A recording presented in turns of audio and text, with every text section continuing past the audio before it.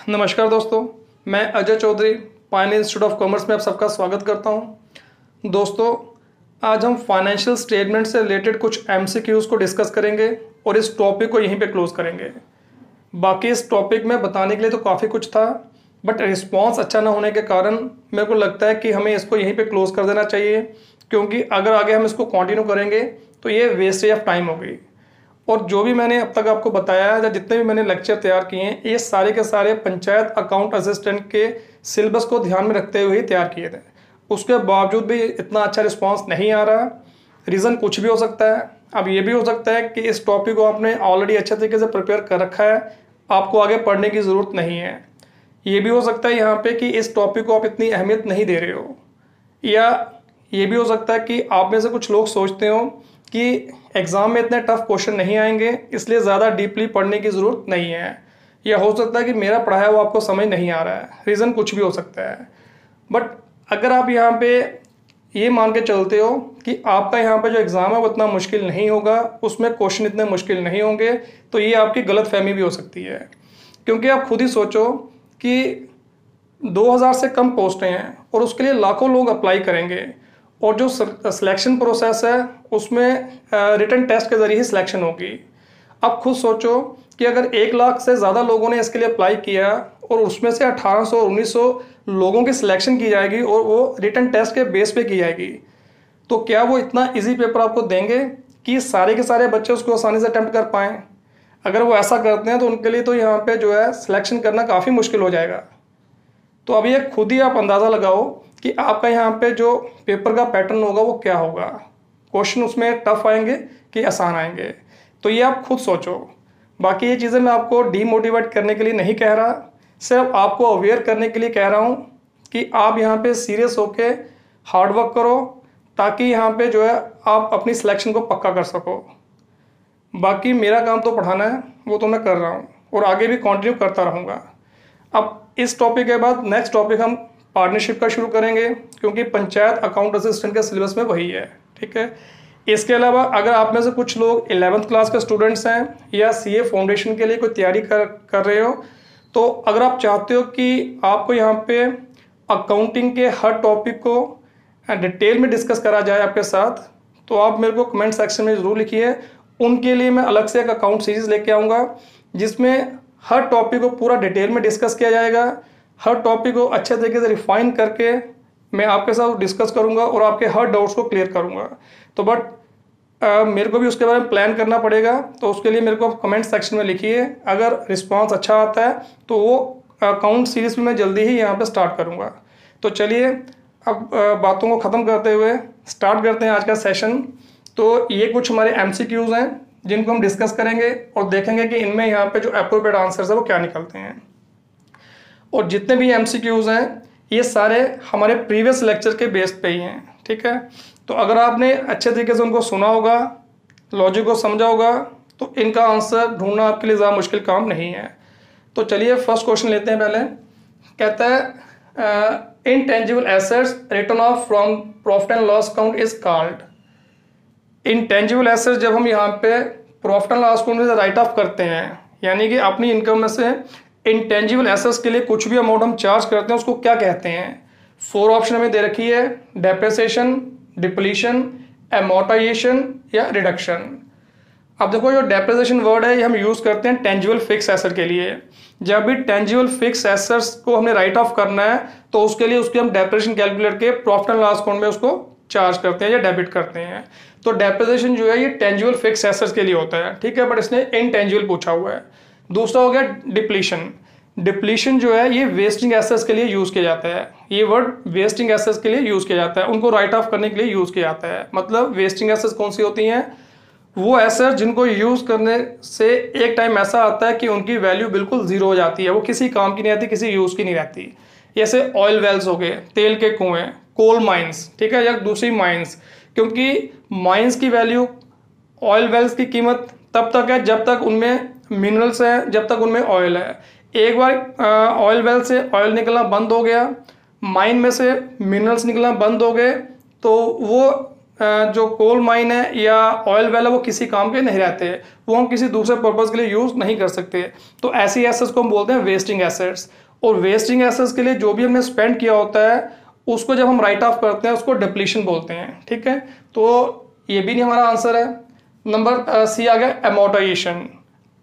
जब भी हम यहाँ पे इंटेंजिबल एसेट्स को राइट ऑफ करते हैं तो उसके लिए यहाँ पे जो है जो वर्ड हम यूज करते हैं उसको हम क्या बोलते हैं, एमोर्टाइजेशन। यानी कि इंटेंजिबल एसेट्स को अपनी इनकम में से राइट ऑफ करने को ही हम बोलते हैं एमोर्टाइजेशन। ठीक है, एमोर्टाइजेशन का मतलब होता है कि जो हमारी इंटेंजिबल एसेट्स की कॉस्ट है उसकी लीगल लाइफ, उसकी इकोनॉमिक लाइफ में उस कॉस्ट को इक्वली डिवाइड करना और अपनी इनकम में से चार्ज करना। ठीक है, तो यहाँ पे जो हमारा एप्रोप्रिएट आंसर है वो क्या है, एमोर्टाइजेशन। तो that means correct answer is C part. बाकी डी रिडक्शन हो गया। रिडक्शन यहाँ पे कोई टर्म नहीं होती। रिडक्शन का सिंपल सा मीनिंग हो गया कि यहाँ पे जो है किसी की वैल्यू को कम करना। ठीक है, तो ऐसी कोई टर्म हम यहाँ पे जो है फिलहाल अकाउंटिंग के अंदर इस्तेमाल नहीं करते, तो ये भी हमारा आंसर नहीं है। नेक्स्ट कहता loss on sale of motor car is debited to. जो मोटर कार को बेचने पे लॉस होता है वो हम कहाँ डेबिट करते हैं। 4 ऑप्शन दे रखी हैं, profit and loss account, B motor car account, C depreciation account, D trading account. तो कहता है loss on sale of motor car आप कहाँ डेबिट करोगे। अब देखो किसी भी एसेट को बेचने पे प्रॉफिट जो लॉस होता है उसको सीधे हम प्रॉफिट लॉस अकाउंट में डेबिट या क्रेडिट करते हैं। अगर प्रॉफिट होगा तो क्रेडिट करते हैं, अगर लॉस होगा तो डेबिट। तो अब हमें बताना है कि इसमें से हम यहाँ पे जो है कौन सी हमारे लिए ऑप्शन सही है। तो ए पार्ट दिया हुआ है प्रॉफिट एंड लॉस अकाउंट। तो जो भी हमारा यहाँ पे लॉस होगा किसी भी फिक्स एसेट को बेचने पे वो सीधा हम प्रॉफिट लॉस में डेबिट करते हैं। ठीक है, मोटर कार अकाउंट में वो डेबिट नहीं होता, डेप्रिसिएशन अकाउंट से उसका कोई लेना देना नहीं है, ना ट्रेडिंग अकाउंट से उसका कोई लेना देना है। तो वो हमारे लिए राइट ऑप्शन क्या है, A profit and loss account. ठीक है, नेक्स्ट कहता unearned income show in final account as. जो अनअर्न्ड इनकम होती है कहता फाइनल अकाउंट में उसको क्या शो करते हैं। अनअर्न्ड इनकम का मतलब क्या हो गया, जो इनकम हमने एडवांस में रिसीव कर ली है। ठीक है ना, जो हमारी इनकम इस साल की नहीं है अगले साल वो अर्न होगी, अगले साल की इनकम है, अगर हमने पहले ही एडवांस में रिसीव कर लिया उसको बोलते हैं इनकम रिसीव्ड इन एडवांस या अनअर्न इनकम। तो जो भी हमारी इनकम हमने एडवांस में रिसीव की है तो वो हमारी एक तरह से लाइबिलिटी होती है, क्योंकि जो इनकम हमने एडवांस में रिसीव कर लिया उसके लिए सर्विस हमें फ्यूचर में देनी है। तो जब तक हम सर्विस नहीं देते हैं तो हमारे यहाँ पे जो है सिर पे वो तलवार लटकती रहेगी कि अगर हम सर्विस नहीं देंगे तो ये पैसा हमें वापस करना पड़ेगा। तो इसलिए यहाँ पे जो भी इनकम एडवांस में रिसीव करते हैं जो अनअर्न्ड इनकम होती है वो हमारी लाइबिलिटी होती है और वो करंट लाइबिलिटी होती है। तो यही इसने पूछा हुआ कि फाइनल अकाउंट में उसको हम क्या शो करते हैं। तो हमारे लिए यहाँ पे जो करेक्ट आंसर है वो है बी पार्ट, लाइबिलिटीज। ठीक है, हमारी वो एसेट्स नहीं होती, ना हमारी वो इनकम है, इनकम वो नेक्स्ट ईयर की है, ना हमारा वो एक्सपेंस है। तो करेक्ट आंसर इज लाइबिलिटीज। ठीक है, नेक्स्ट कहता है income tax paid by soul trader is shown. जो सोल ट्रेडर है, सोल ट्रेडर का मतलब होता है जो अकेला बिजनेस कर रहा है। ठीक है, खुद अकेले यहाँ पे जो है अपनी बिजनेस ऑर्गेनाइजेशन को संभाल रहा है, खुद ही यहाँ पे उसके लिए इन्वेस्टमेंट कर रहा है, तो उसको हम बोलते हैं सोल ट्रेडर, जो अकेला बिजनेस कर रहा है। कहता है जो इनकम टैक्स सोल ट्रेडर पे करता है उसको हम कहाँ शो करते हैं। 4 ऑप्शन दिए हैं, on the debit side of trading account, on the debit side of profit and loss account, by way of deduction from the capital in balance sheet, या D part on the credit side of profit and loss account. अब बताना कि income tax यहाँ पे जो soul trader पे करता है उसको हम किस तरीके से बुक्स में शो करते हैं। अब देखो इनकम टैक्स जो होता है ये सोल ट्रेडर का पर्सनल एक्सपेंस होता है। ठीक है, यानी कि बिजनेस से जो भी उसने इनकम अर्न की या किसी और सोर्स से इसको इनकम आई तो कुल मिला के जितनी इसकी टोटल इनकम बनती है उसके ऊपर इसको इनकम टैक्स पे करना पड़ता है। और इनकम टैक्स जो है ये इसका पर्सनल एक्सपेंस होता है, इसलिए यहाँ पे जो है वो बिजनेस का एक्सपेंस नहीं है। तो इसलिए यहाँ पे जो है अगर वो बिजनेस की कैश के साथ अपना इनकम टैक्स पे करता है तो उसको हम ड्राइंग्स ही मानते हैं। ठीक है, कि अगर ओनर अपना कोई पर्सनल एक्सपेंस बिजनेस की कैश के साथ पे करता है या बिजनेस है यहाँ पे कैश विड्रॉ करता है पर्सनल यूज के लिए, उसका मतलब एक ही यानी कि वो ड्राइंग्स है। और जो ड्राइंग्स होती है उसको हम कैपिटल में से माइनस करके बैलेंस में शो करते हैं। तो यहाँ पे हमारे लिए राइट आंसर क्या होगा, C part, by way of deduction from the capital in balance sheet, कि हम उसको कैपिटल में से माइनस करके बैलेंस शीट में शो करते हैं। ठीक है, तो हमारे लिए यहाँ पे एप्रोप्रिएट आंसर है सी पार्ट। ठीक है, ट्रेडिंग अकाउंट की डेबिट या क्रेडिट साइड उसको हम लिखते ही नहीं है, ना प्रॉफिट लॉस अकाउंट की डेबिट या क्रेडिट साइड लिखते हैं। ठीक है, क्योंकि ड्राइंग्स है और ड्राइंग ट्रेडिंग प्रॉफिट लॉस में नहीं आती। तो राइट आंसर है सी पार्ट। ठीक है, नेक्स्ट नंबर 5 कहता computers of a firm should be classified as. अगर यहाँ पे फर्म के पास कंप्यूटर्स हैं उसको हम यहाँ पे किस तरीके से क्लासीफाई करते हैं, उसको हम फिक्स एसेट लेते हैं या करंट एसेट मानते हैं, लिक्विड एसेट मानते हैं या वेस्टिंग एसेट मानते हैं।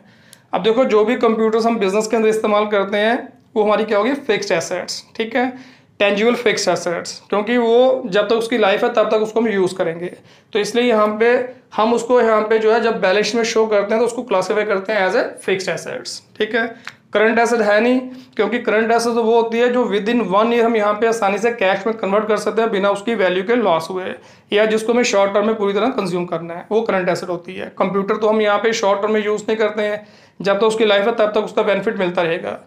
और लिक्विड एसेट्स वो होती हैं जिस करंट एसेट को हम यहाँ पे कभी भी कैश में कन्वर्ट कर सकते हैं। ठीक है ना, 2-4-1 महीने के अंदर ही जिसको हम आसानी से कैश में कन्वर्ट कर ले उसको बोलते हैं लिक्विड एसेट्स। तो ये लिक्विड एसेट्स भी नहीं होती, क्योंकि लिक्विड एसेट जो है करंट एसेट में से ही निकलती हैं।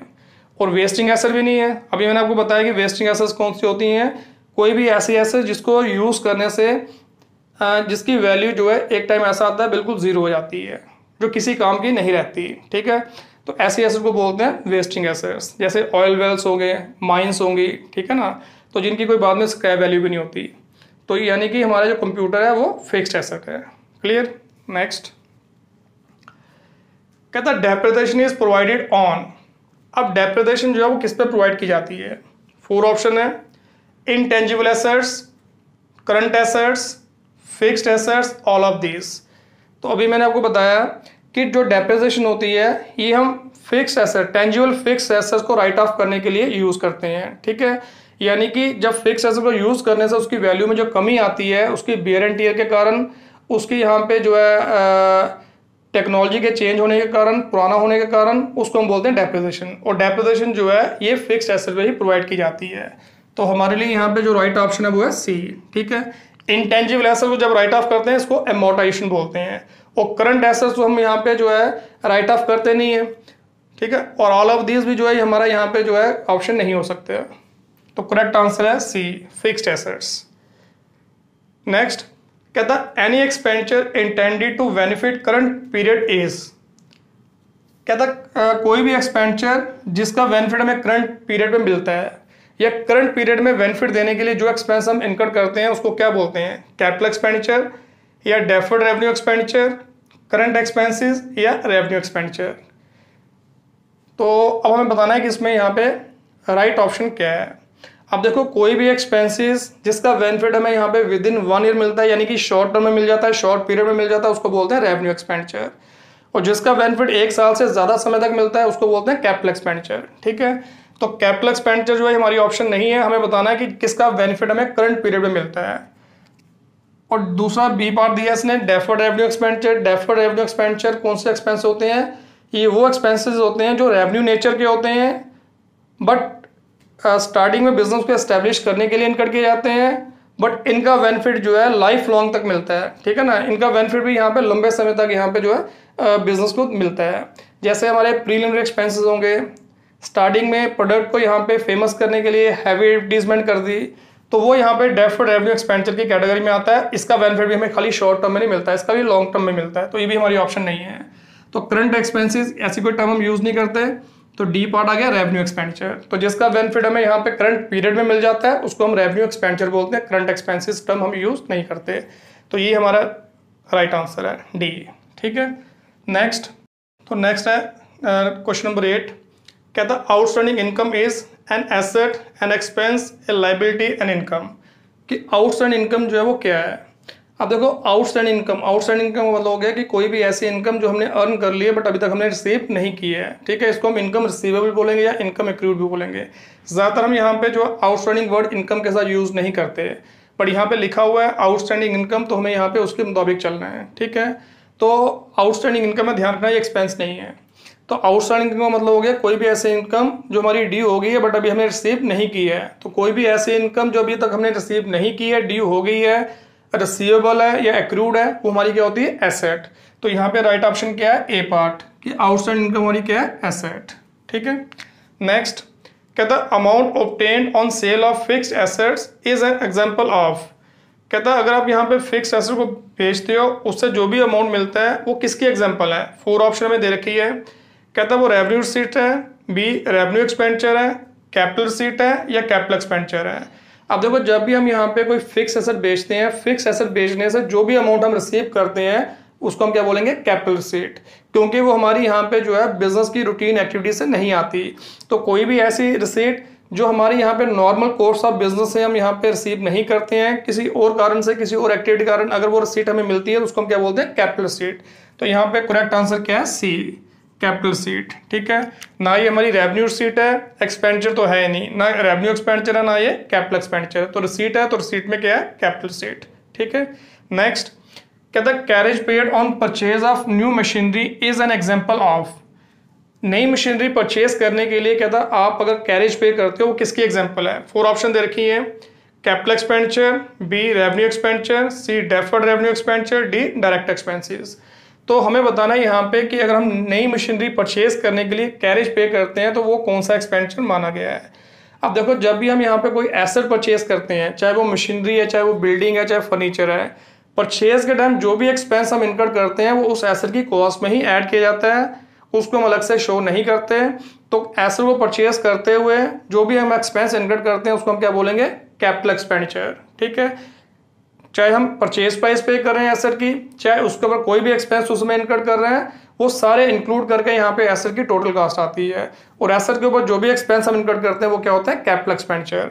तो यहाँ पे एप्रोप्रिएट आंसर हमारा क्या है? ए पार्ट, कैपिटल एक्सपेंडिचर। ठीक है, रेवेन्यू एक्सपेंडिचर ये नहीं है, ना ये डेफर्ड रेवेन्यू एक्सपेंडिचर है, ना ये डायरेक्ट एक्सपेंस है। तो हमारा ये क्या है? Capital expenditure. क्लियर है?